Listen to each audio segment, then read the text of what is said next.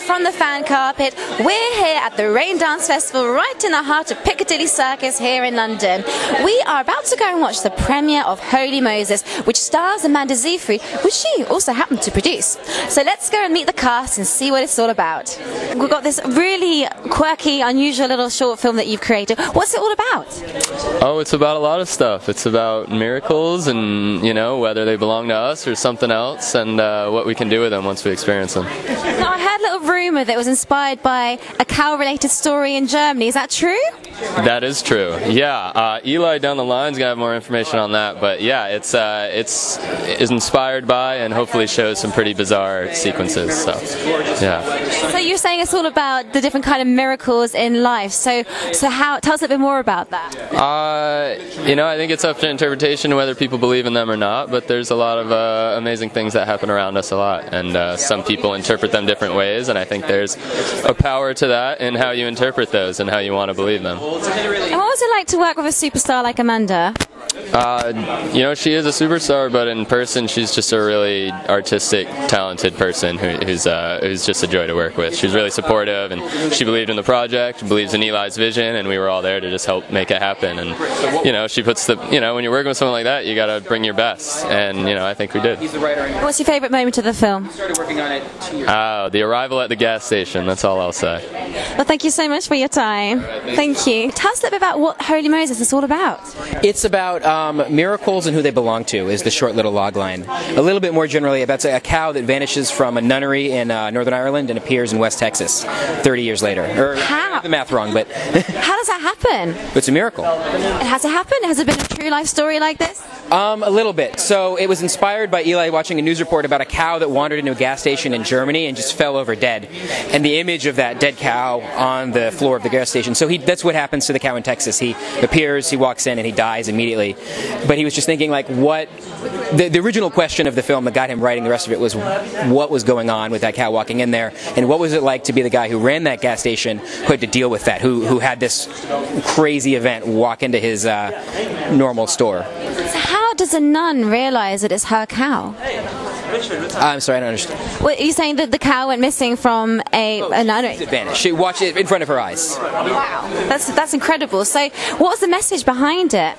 It's, again, the message is it's a question about what normal people do when big, giant world events fall in their lap, whether or not they're spiritual or supernatural or just, I mean, metaphorically it kind of can go further than that. But well, thank you so much for your time. I'm really excited to watch it. Thank you. I've heard a lot about the film from everyone else so far, and I heard it's been inspired by a cow in Germany. Yeah, it was inspired by a cow in Germany. Yeah, well, it was the image. I was like scrolling through the news, and there was just this photo of a dead cow in a convenience store, and I was just like, I don't think the script like started from there, but when I started writing, that cow kind of like appeared and came in. Yeah. I mean, it's quite a sad image, really, but you've turned it around into something a bit more spiritual, right? Yeah, of course. Yeah, I mean, cows are very spiritual animals, you know, and they've always been like one of my favorite animals. So I felt bad to kill the cow on camera, but I had to. No, we didn't. Oh, sorry, we didn't like kill it. Like, I was just scared for a second. don't frame that. No, we narratively to narratively kill a cow. Jesus Christ. It's right. No animals are harmed. We've got confirmation on that. To kill it in the script, you know, and in the work, but yeah, no, it is a sad image, and it's sad, but I thought it was unique in that like it like flies in like the face of like our normal expectations of things, you know, like you don't expect to see a cow in a convenience store, you know. In Texas, so why Texas? I drove through Texas one time, and it took me like 4 days to get out of it, and it's only supposed to take you like maybe a day, but I was just kind of like stuck in Texas for a long time, and I don't know, I was like, I just wanted to really set something in Texas. And what was it like to have Amanda on board for this, producing as well as acting? Incredible. It wouldn't have really happened without her, or maybe it would have, but not in the same capacity. So she's really been my spirit animal, you know. So that's really sweet. I went to college with Thaddeus, who's the producer, and Aidan, who's the director of photography. But I met Amanda, on a different movie. Yeah. That's great. So you're quite a close-knit crew then. Oh, for sure. Yeah, we're a family. Yeah. Well, thank you so much for your time, and I really look forward to watching it.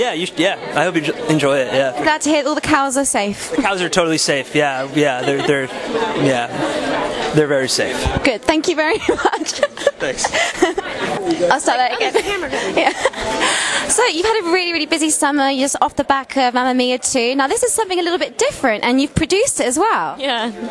You start small with a short film, and then you everything I've produced, I haven't had as much say in as I've had in this movie, and it's really fun when you know somebody. I've been working with Eli since he was 22, and when you see somebody work really hard and writing all the time and wanting to become a director, and also trying his hand at acting, you see how he's really, his head is in the right space, and I wanted him to thrive, and I was like, dude, you wrote a really good short, let's make it. And so I helped him make it. I helped him with my connections. He had his own connections. We got when you want to make something happen, you make it happen, and I really believe in him because he's got a great brain, and he's been to film school. He educates himself all the time. I've never seen anyone so more determined than Eli, and so I'm a big supporter of him, and I'm so excited that this got in here, and I'd be in any of his movies.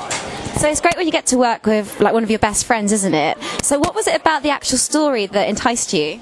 I like weird shit, cows just disappearing out of nowhere, pregnant nuns, and a fire just in the middle of Joshua Tree. I think it's just bizarre, and I like his head, and I like the way he makes sense of things, and he's very esoteric, and I don't know, I still don't get it, and I love that about this movie and his brain, and we're collaborating on a project right now. It's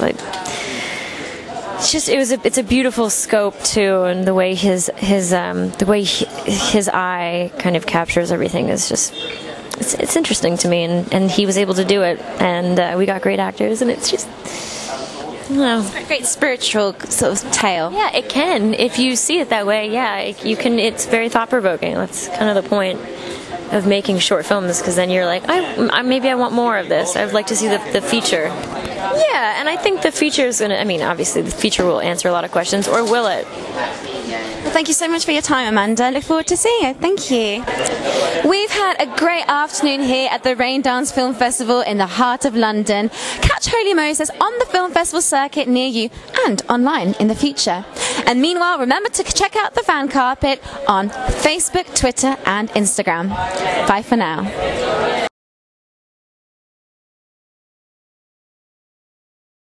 Thank you for watching the fan carpet. If you like this video, be sure to click that thumbs up button at the bottom of your screen.